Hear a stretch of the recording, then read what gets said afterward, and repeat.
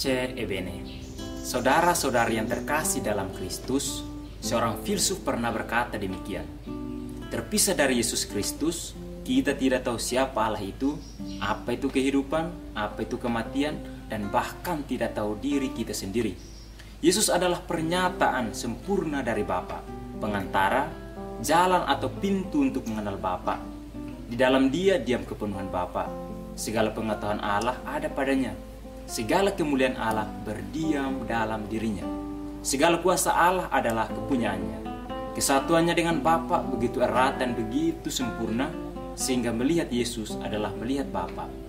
Barang siapa telah melihat aku, telah melihat Bapa. Saudara-saudari yang terkasih dalam Kristus, pada minggu Paskah kelima ini, penginjil Yohanes menerangkan bagaimana Yesus menguatkan para murid agar percaya kepada Allah, juga kepadanya, dan mengajak mereka untuk masuk dan tinggal di rumah Bapa. Ajakan ini bukan hanya untuk para murid, tetapi kita pun diajak untuk masuk dan tinggal di rumah Bapa. Mengalami persekutuan dengan Bapa merupakan sebuah rahmat ilahi yang hanya mungkin kita alami karena ada yang mengantar kita ke dalamnya. Yesus mengatakan kepada para murid, "Kamu tahu jalan ke tempat aku akan pergi." Kata Thomas kepadanya, "Kami tidak tahu kemana engkau pergi." Jadi bagaimana kami tahu jalan ke situ? Thomas tidak mengerti apa yang Yesus maksudkan dengan rumah Bapa. Jalan yang dipahami oleh Thomas adalah jalan biasa.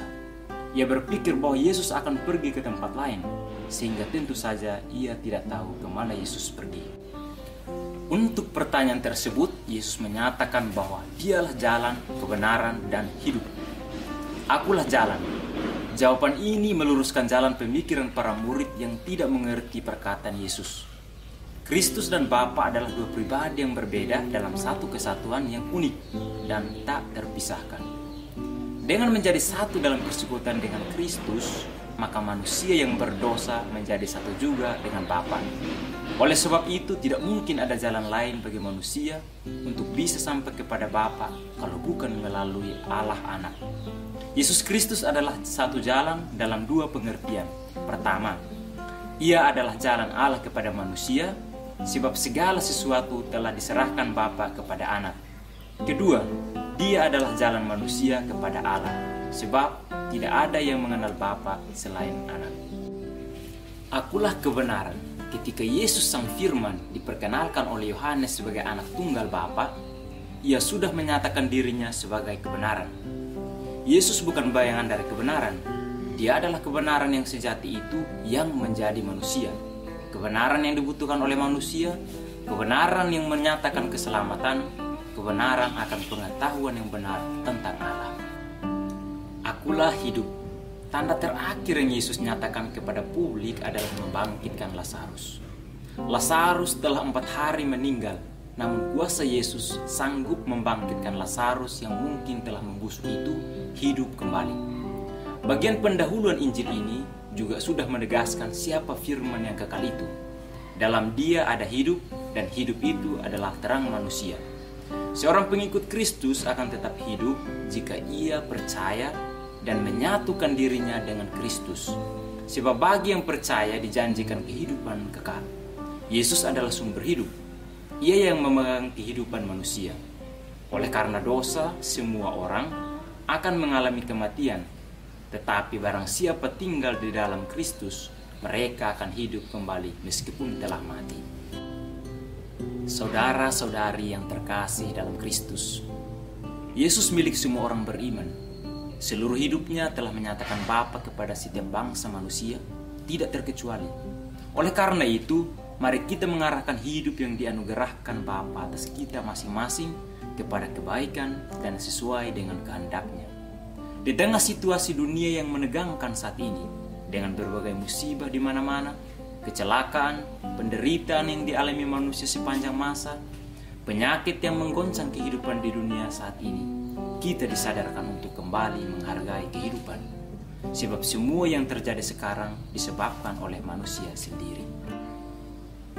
Manusia baik, kebaikan kembali kepadanya. Manusia jahat, kejahatannya balik padanya.